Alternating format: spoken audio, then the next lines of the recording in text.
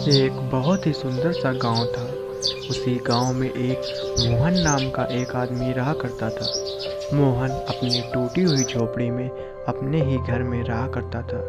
दरअसल मोहन लकड़ियां काटने का काम किया करता था। वह अपना गुजारा लकड़ियां काट कर किया करता था, जिस कारण उसे सभी पूरे गांव भर में सभी लोग उसे लकड़हारा के नाम से जाना करते थे। मोहन बहुत ही ज़्यादा ईमानदार था और अपना काम अपनी लगन और मेहनत के साथ किया करता था। अरे माँ, माँ, अब मेरी बात सुनो। अब मैं थोड़ा लकड़ियाँ काटने के लिए जंगल जा रहा हूँ। और ठीक है, अब मेरी बात सुनो, कहाँ पर हो? मेरे लिए खाना पका देना और खाना वहीं पर लगा देना। मैं लकड़ियाँ काट के आऊँगा, तब खाना खा लूँगा, ठीक है? तुम मेरे लिए सिर्फ लकड़ी खाना पका देना, मैं जा रहा हूँ। ऐसा कहकर मोहन लकड़ियाँ काटने के लिए चला जाता है।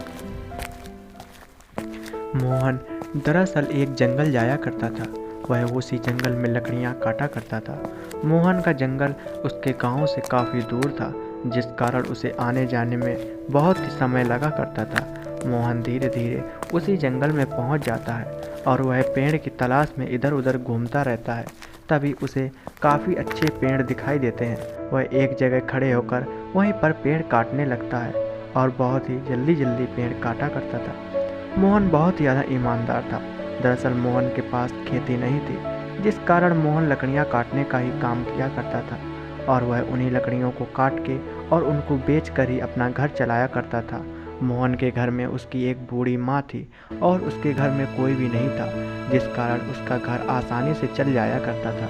मोहन जो भी लकड़ियाँ काट कर उन्हें बाजार में बेचा करता था, उन्हीं से ही पैसे कमाया करता था और उसी से अनाज खरीद कर अपना घर चलाया करता था। मोहन लकड़ियाँ काट ही रहा था, तभी मोहन के पास एक साधु जी आते हैं। अरे बेटा, मेरी बात सुनो। तुम ये लकड़ियाँ क्यों काट रहे हो? वैसे इस जंगल में कोई भी लकड़ियाँ नहीं काटता है। तुम इस जंगल में लकड़ियाँ क्यों काट रहे हो?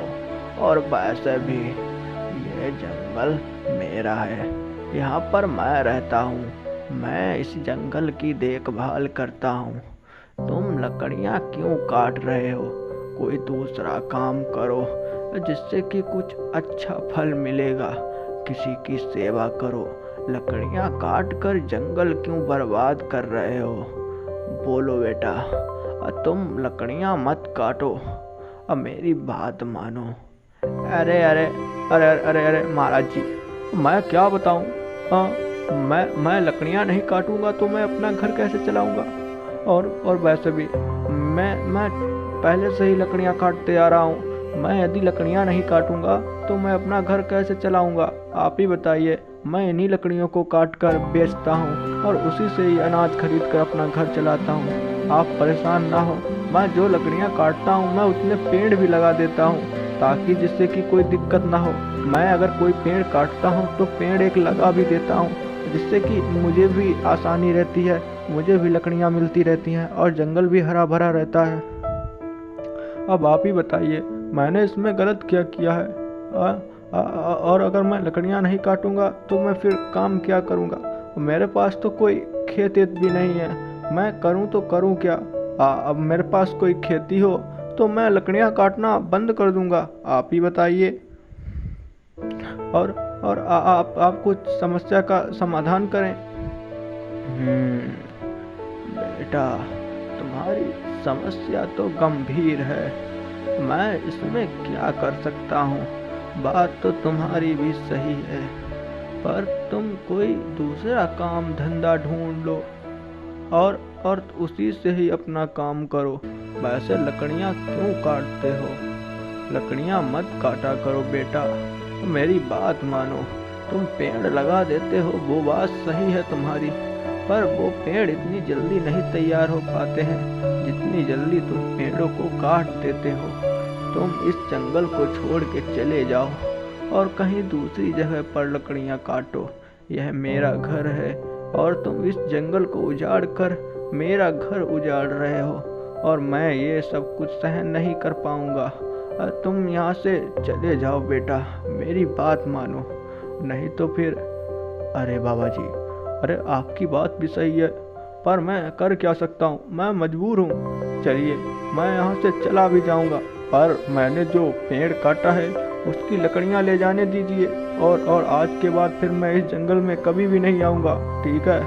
और मैंने पेड़ काट भी लिया है पूरा, तो अब मैं सिर्फ ये लकड़ियाँ लेकर अपने घर पे चला जाऊँगा, ठीक है। आप परेशान ना होइए, मैं कोई दूसरा जंगल ढूंढ लूँगा, वहीं पर लकड़ियाँ काटूंगा। मैं आखिर किसी का घर क्यों उजाड़ सकता हूँ। चलिए ठीक है, मैं आपका पेड़ नहीं काटूंगा।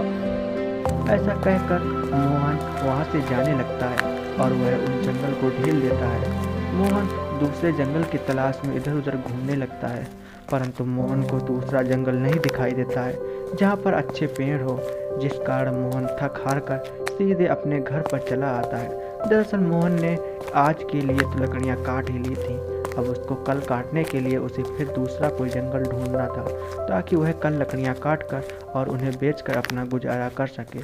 तभी मोहन अपने घर पहुंचता है और अपने घर पहुंचकर अपनी माँ को बुलाने लगता है।